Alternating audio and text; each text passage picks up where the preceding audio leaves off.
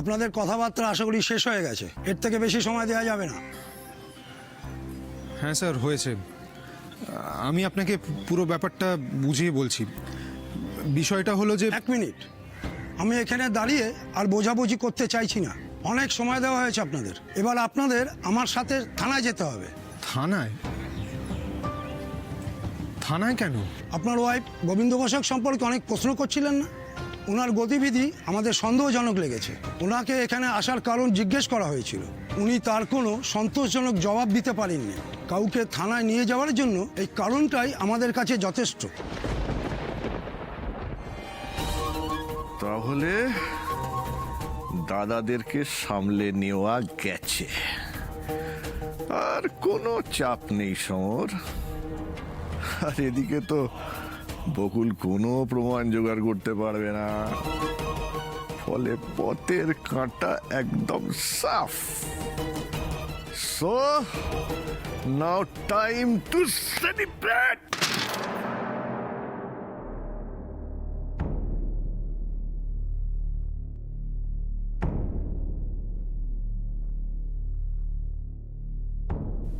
কি করছো এটা? এশার জীবন নিয়ে ছিনিমিনি খেলতে আমি কাউকে দেব না।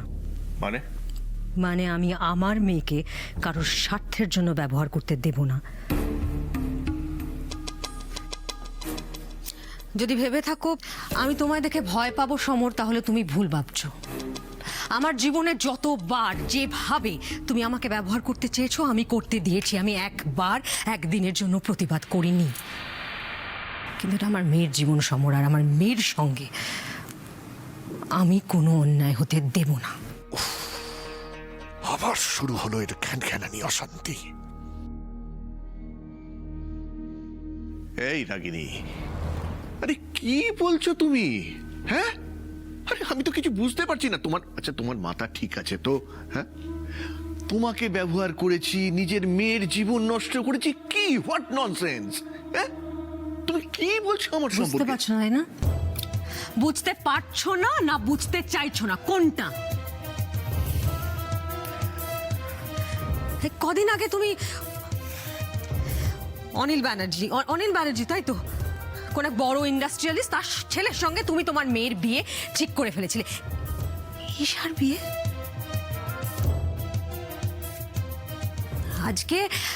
আজকে আবার এখানে এসে তুমি বলছো যে রজত অবরক্ষিত তার ছেলের সঙ্গে তুমি ঈশার বিয়ে ঠিক করে ফেলেছো।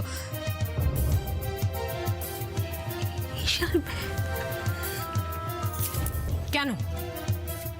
মানে কি এসবের? আমাকে জিজ্ঞেস করেছিলে একবারও? আমি তোমাকে আগেও বলেছি, আজ আরেকবার বলছি, আমার মেয়ের জীবনের ওপর আমার অধিকার তোমার চাইতে অনেক বেশি। আর প্রয়োজনে সেই অধিকার দাবি করতে আমি তৃতীয়বার ভাববো না।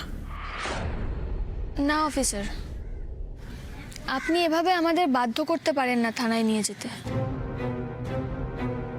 আমি তো আমার পরিচিত একজনের সঙ্গে এখানে দেখা করতে এসেছিলাম, তো এটা তো এমন কিছু ভুল নয়। আইনটা আমাদের বুঝতে দিন, যা বলা হচ্ছে করুন। আসুন। অফিসার, আইন তো সাধারণ মানুষও কিছু কিছু জানে। আচ্ছা, আপনার কাছে মানে আপনার সঙ্গে কোনো লেডি কনস্টেবল আছে? মানে আমাকে নিয়ে যাবেন কি করে? মহিলা পুলিশ ছাড়া আপনি তো কোনো মহিলাকে অ্যারেস্ট করে নিয়ে যেতে পারেন না। আরে কি হলো, এত উত্তেজিত কেন হচ্ছে তুমি? আচ্ছা শোনো, এসার জন্য সব থেকে যেটা ভালো সম্বন্ধ হবে সেটাই তো ঠিক করব নাকি? তুমি যতই রাগ দেখাও, আমি তো এসার বাবা। হ্যাঁ, ঠিক বলেছ। আমি একটা সময় ভেবেছিলাম যে অনিল বাবুর ছেলে এসার জন্য গুড অপশন। তখন আমি ভেবেছিলাম এসার বিয়ে তার ছেলের সঙ্গে, কিন্তু পরে দেখলাম যে রজতাভ বাবু অনিল বাবুর থেকে অনেক বেশি পাওয়ারফুল লোক। ফলে রজতাভ বাবুর ছেলের সঙ্গে এসার যদি বিয়ে হয়, তাহলে আমরা কোথা থেকে কোথায় পৌঁছে যাব একবার ভাবতে পারছো, একবার কল্পনা করতে পারছো নাকি? না, পারছি না। আমি কল্পনা করতে চাইছি না। তার কারণ আমার কাছে বাস্তবটা ভীষণ পরিষ্কার। তুমি যা যা করছো, যা যা করতে চাইছো, সবটা শুধুমাত্র তোমার নিজের স্বার্থের জন্য, এশার কথা ভেবে নয়। 1 মিনিট বকুল। অফিসার, আপনি একটু বোঝার চেষ্টা করুন। আমার ওয়াইফ একটা ব্যক্তিগত কাজেই ওনার সঙ্গে দেখা করতে এসেছিলেন। গোবিন্দবাবু ওনার পূর্ব পরিচিত। আপনার ওয়াইফ আমাকে অনেক আইন দেখাচ্ছিল তো, এবার আমি দেখাচ্ছি আইনের হাত কতটা লম্বা। উনি এখানে কেন এসেছিলেন, কি বৃত্তান্ত, সব থানাতে গিয়েই বলবেন। আপনি তো পুরুষ মানুষ, আপনাকে থানায় তুলে নিয়ে যেতেই পারি। কি ম্যাডাম, চলুন। দাঁড়ান অফিসার,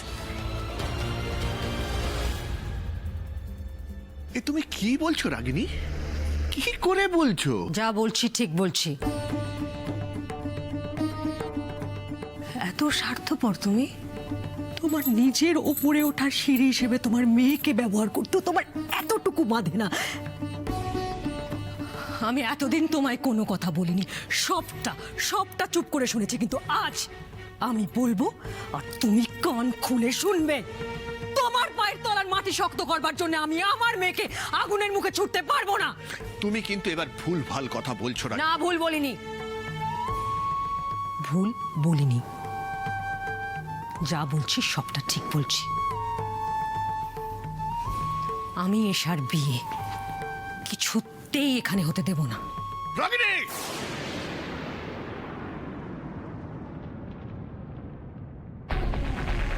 ঠান্ডা, সমর ঠান্ডা। এখন রাগিনীও তোমার প্রতিপক্ষ। অন্যদের মতো তাকেও এখন তোমার নিজের হাতে আনা দরকার। আগে যুদ্ধে জিতে নাও, তারপর এই আচরণের তুমি হিসেবে নিও। আমি কিন্তু আমার নামটা বলেছি, আমার আসল পরিচয়টা এখনো বলিনি। আপনি একটু আগে জিজ্ঞেস করলেন না যে আমি গোবিন্দ বসাককে কি করে চিনি? উনি আমার বাবার ড্রাইভার ছিলেন। আপনার বাবার গাড়ি চালাতেন? কবে? আপনিই তো বললেন এর খোঁজ অনেক দিন ধরে আপনি পাননি। কবে কাজ করতেন আপনার বাবার কাছে? আপনার বাবার নাম কি? স্বর্গীয় অনিমেষ সান্যাল। অনিমেষ সান্যাল? পুলিশ ইন্সপেক্টর অনিমেষ সান্যালের কথা বলছেন কি? উনি আমার বাবা। ও, আপনি অনিমেষ স্যারের মেয়ে? দেখো কাণ্ড, আগে বলবেন তো, আমি তো জানি স্যারের 2 মেয়ে। আমি ওনার ছোট মেয়ে বকুল। রাগিনী, তুমি আমাকে এতটা নিচু চোখে দেখো? এতটা? আমি তো কখনো ভাবতেও পারিনি। রাগিনী, আজ তুমি আমাকে বিরাট বড় একটা আঘাত দিলে। বিরাট বড় আঘাত। আজ যেন আমার মনে হচ্ছে এই পৃথিবীতে আমি একদম একা একজন মানুষ। এটা তুমি কি বললে আমাকে? আমি আমার উন্নতির জন্য এশাকে ব্যবহার করি, নিজের মেয়েকে? রাগিনী, এশা আমাদের একমাত্র সন্তান, ভুলে যেও না।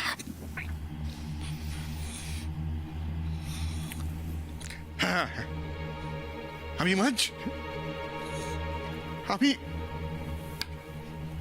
আমি যা অবহেলা করার তোমার প্রতি করেছি, কারণ আমি একটা কাজ পাগল মানুষ। কাজ কাজ কাজ কাজ করতে করতে তোমাকে তোমার প্রাপ্য সম্মানটা, সময়টা দিতে পারিনি। তার জন্য আমি অপরাধী। কিন্তু বাবা হিসেবে সব সময় আমি গর্ববোধ করতাম। আমি মনে করতাম আমি একজন সাকসেসফুল ফাদার, কারণ আমি আমার মেয়ের প্রতি কোনো কম্প্রোমাইজ করিনি, কখনো কোনো অভাব রাখিনি তার জন্য। তাই আমি নিজেকে একজন সফল বাবা ভাবতাম। কিন্তু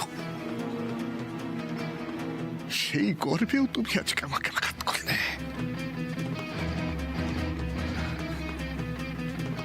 বাবার কর্তব্য, বাবার সার্থকতা, তাই নিয়ে আজকে প্রশ্ন উঠে গেল। আর প্রশ্ন কে করলো? আমার স্ত্রী।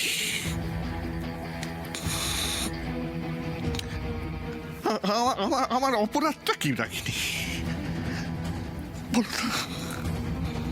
কি অপরাধ? কেন কেন তুমি আমাকে এত অসম্মান করছো? কেন? সবার ভালো করার চেষ্টা করেছি, বা ভালো ভাবতে চেয়েছি আমি, এটাই আমার অপরাধ। আজ কি মনে হচ্ছে জানো? আমি হেরে গেলাম। সবার ভালো ভাবতে গিয়ে আমি হেরে গেলাম রাগিনী। আমি ব্যর্থ ব্যর্থ ব্যর্থ ব্যর্থ একজন মানুষ, ব্যর্থ।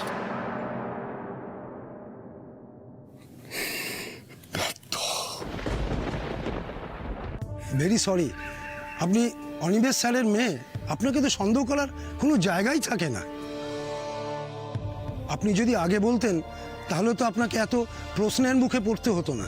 আপনি তো আপনার ডিউটি করছিলেন, আর সাধারণ মানুষ যেভাবে নিজেকে বাঁচানোর চেষ্টা করে আমিও সেটাই করছিলাম। আমার বাবার নাম বলে কোনো বাড়তি সুবিধা আমি নিতে চাইনি। বুঝতে পেরেছি, স্যারের শিক্ষায় বড় হয়েছেন তো আপনার কাছে এই আচরণই কাম্য। স্যার স্যার আপনার কাছে আমি একটা বিনীত অনুরোধ করছি, আপনি প্লিজ এই কেসটাকে না লাইটলি নেবেন না। মানে এভাবে আপনাকে বলছি বলে কিছু মনে করবেন না। আপনি প্লিজ এই কেসটা একটু ভালো করে ইনভেস্টিগেট করবেন প্লিজ। হ্যাঁ নিশ্চয়ই, আমরা এক্ষুনি বডি পোস্টমর্টমের জন্য পাঠাবো। আর আপনার কাছে আমার অনুরোধ, গোবিন্দ বসাকের সম্বন্ধে কিছু যদি জানেন বা মনে করতে পারেন তাহলে অবশ্যই আমাদের জানাবেন। নিশ্চয়ই নিশ্চয়ই স্যার। আমি বডি পোস্টমর্টমের জন্য পাঠাচ্ছি। বডিটাকে পোস্টমর্টমের জন্য ব্যবস্থা করুন। কেসটা তো ঘুরে গেল দেখছি, এক্ষুনি ইনফরমেশনটা দেওয়া দরকার। এই গোবিন্দ বসাকের মৃত্যুর সঙ্গে সঙ্গে আমার অনেক প্রশ্নের উত্তর অজানা রয়ে গেল, যেগুলো হয়তো আর কোনোদিনই আমার সামনে আসবে না। আসলে আগু পিছু অনেক কথা ভেবে তবেই বিয়ের ব্যাপারটা আমি ঠিক করেছি রাগিনী। আমি জানি না তুমি আমার কথা বিশ্বাস করবে কিনা, তবে আমাকে যদি এতটুকু ভালোবেসে থাকো তাহলে বিশ্বাস করো এর পেছনে আমার ব্যক্তিগত কোনো স্বার্থ নেই। তুমি ওখান থেকে ওঠো সমর, তোমায় এভাবে দেখতে আমার ভালো লাগে না।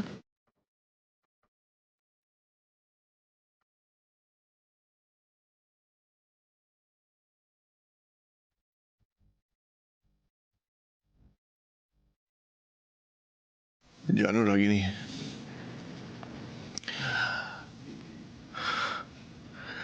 রজতাভ বাবুর ছেলে খুব ভালো ছেলে, যেমন লেখাপড়ায় তেমন আচার ব্যবহারে। আমি তো নিজে তার সঙ্গে কথা বলে দেখেছি। আর রজতাভ বাবুও খুব ভালো মানুষ। তাই উনি যখন আমাকে প্রস্তাবটা দিলেন, আমি সব দিক বিচার করে ভাবলাম আমাদের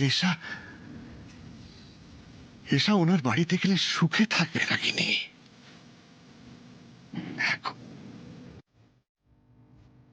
রাগিনী, এসা আমাদের একমাত্র মেয়ে, তাই ওকে আমরা যেভাবে মানুষ করেছি, অভাব কি জিনিস সেটা কিন্তু কোনো দিন বুঝতে পারিনি। তা বাবা হিসেবে আমি তো এটা চাইবো যাতে বিয়ের পরেও আমার মেয়ে কোনো অভাবের মুখোমুখি না হয়, তাই না বলো? আর জীবনের সুখ স্বাচ্ছন্দ্য পেতে গেলে অর্থের যে একটা বড় ভূমিকা আছে, সেটা কি তুমি অস্বীকার করতে পারবে না? তাই এসা রজতাভ বাবুর বাড়ির বউ হলে ওর জীবনযাপনে কোনো অসুবিধে হবে না রাগিনী। তবে হ্যাঁ রাগিনী, এই বিয়েটার পেছনে আমি একটা অন্য স্বার্থও দেখেছি, কিন্তু সেটা কখনোই আমার ব্যক্তিগত স্বার্থ নয়। না রাগিনী, আমার নিজের কথা ভেবে কিছু করিনি। আমি আমাদের পারিবারিক ব্যবসাটার কথা ভেবেছি, কিন্তু কখনোই সেটা ওই এশার ভবিষ্যতের কথা না ভেবে স্বার্থপরের মতন নেওয়া নয়। দেখো রাগিনী, আমি ভেবে দেখলাম এই প্রস্তাবে রাজি হয়ে গেলে এশার বিয়েটা হলে আমাদের ব্যবসাটারও উন্নতি হবে। তুমি তো জানো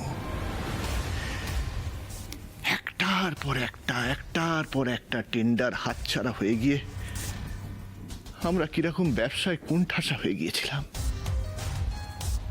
আর সেখান থেকে এই রজতাভ বাবুই আমাদেরকে টেনে তুলেছে গো। হ্যাঁ গো রাখিনি, ওই যে লাস্ট টেন্ডারটা পেলাম ওটা তো রজতাভ বাবুর ইনফ্লুয়েন্সেই পেয়েছি।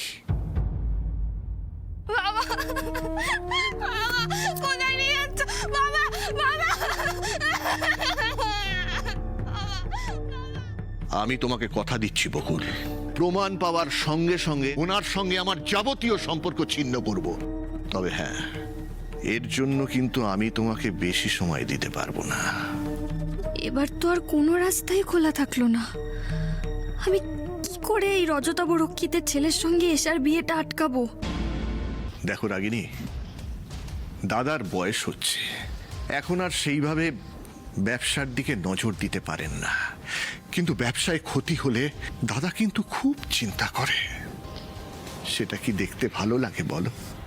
হ্যাঁ, তাই এখন এত বড় একটা পরিবারের দায়িত্ব আমার কাঁধে।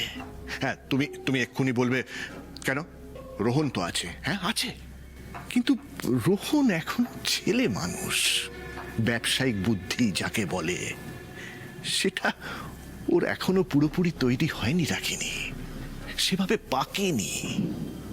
তাই সব দিক তো আমাকেই দেখতে হয় বলো। তাই আমি ভেবে দেখলাম এই বিয়েটা হলে এশা যেমন সুখে থাকবে, আমাদের ব্যবসাটারও উন্নতি ঘটবে। তাই এশার কথা ভেবে, দাদার কথা ভেবে, আমাদের পরিবারের কথা ভেবে আমি এই বিয়েতে রাজি হয়েছি রাগিনী। এবার তুমি বলো, তোমার কি মনে হচ্ছে আমি একজন স্বার্থপর, লোভী এমন একজন মানুষ?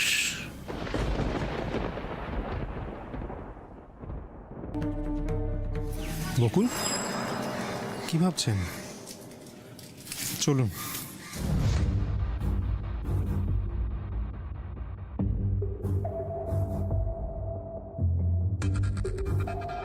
যারাই খুন করে থাকুক এই গোবিন্দ বসাককে, তারা কি জানতো আমি আজ ওনার সঙ্গে দেখা করতে আসছি? নয়তো লোকটা এতদিন বেঁচে ছিলেন, আজ আমি এলাম, আজকেই খুন হয়ে গেলেন। কি হলো, আসুন।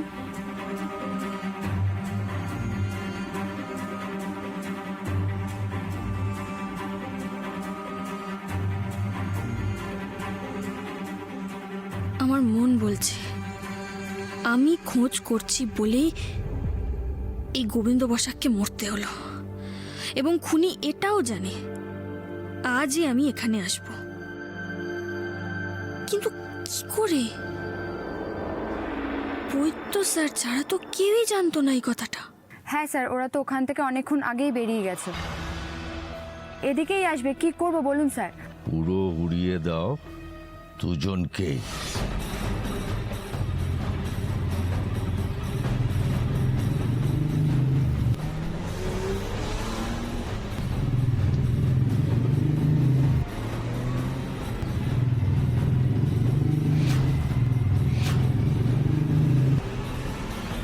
বকুল